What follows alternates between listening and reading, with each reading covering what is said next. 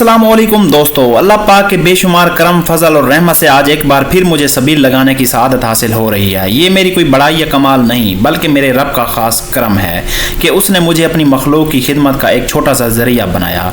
शदीद गर्मी में जब लोग प्यास से निढाल होते हैं, मुसाफिर सफ़र की थकन बर्दाश्त कर रहे होते हैं, मजदूर रिज़्क़ के हिलाल के लिए धूप पे मेहनत कर रहे होते हैं, ऐसे में अगर किसी प्यासे को एक गिलास पानी मिल जाए तो ये बहुत बड़ी नेमत महसूस होती है।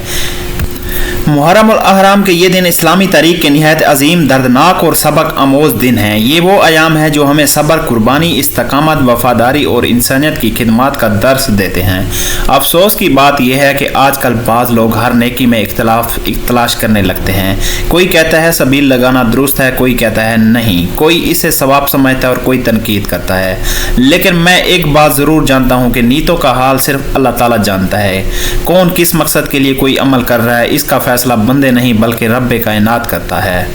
प्यासों को जो पानी पिलाए वही दिलदार होता है। खिदमत खल का जज्बा ही रब को कबूलकार होता है। हमने सबील क्या लगाई, दुआओं के दर्द खुल गए, प्यासे लबों की मुस्कुराहट से दिल के जख्म सिल गए।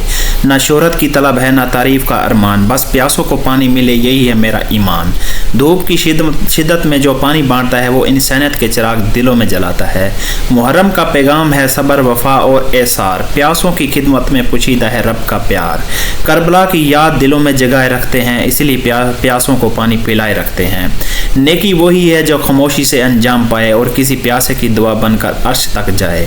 हमने तो बस पानी पिलाया था राहगीरों को, मगर दुआओं ने माला माल कर दिया तकदीरों को। जो प्यास बुझाए इंसानों की वही असल अमीर है, वरना दौलत के अंबारों में भी दिल फकीर है। खिदमत इंसानियत का सफ़र जारी रहेगा जब तक सांस है, नेकी का चिराग जलता रहेगा।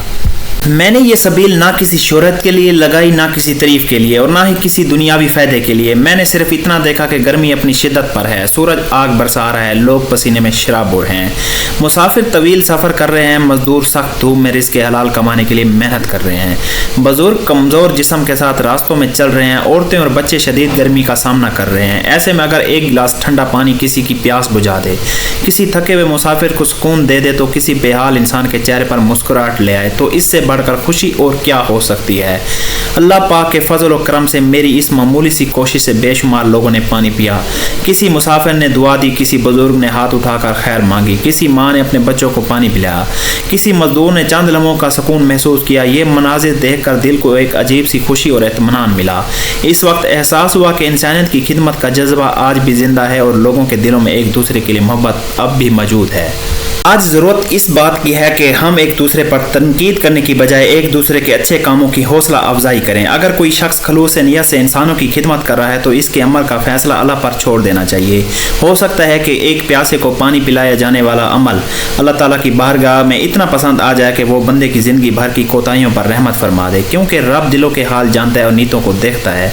मैं अल्लाह ताला का शुक्र अदा करता हूँ कि उसने मुझे ये तौफीक दी कि मैं शदीद गर्मी में चंद लम्हों के लिए ही सही लोगों की प्यास बुझाने का ज़रिया बन सका। मेरी दुआ है कि अल्लाह पाक हर उस शख्स को अपनी रहमतों से नवाजे जिसने इस सबील से पानी पिया, दुआ दी, तावन किया या नेकी के इस काम में किसी भी तरह शरीक हुआ।